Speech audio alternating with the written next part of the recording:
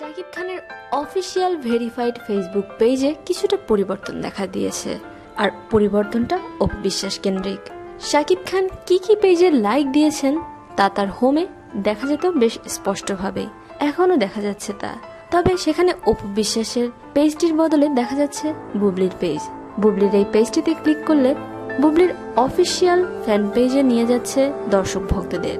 সেখানে ইতিমধ্যে প্রায় 2 লাখের মতো ফলোয়ার হয়ে গেছে উপস্থাপিকা কাম নায়িকা বুবলির। আর আগামী ঈদে মুক্তির অপেক্ষায় থাকা অহংকার এবং রংবাজ ছবি দুটির প্রমোশনও চলছে জোরতরে।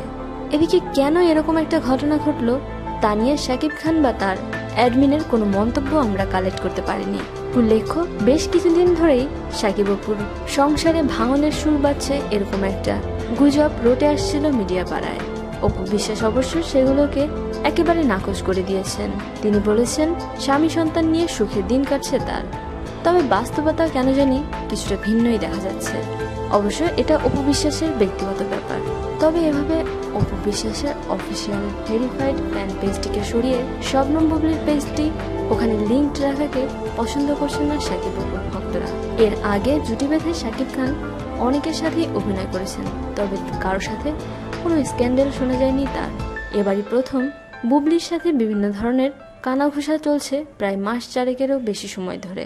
প্রিয় দর্শক, কি মনে হয় কেন ঘটলো এরকম ঘটনা, আর আপনারাই বা দেখছেন এটাকে কেমন ভাবে? সবকিছু শেয়ার করুন আমাদের সাথে। শোবিজের আরো নিত্য নতুন খবর জানতে আমাদের সাবস্ক্রাইব করুন, লাইক দিন এবং কমেন্ট করতে ভুলবেন না।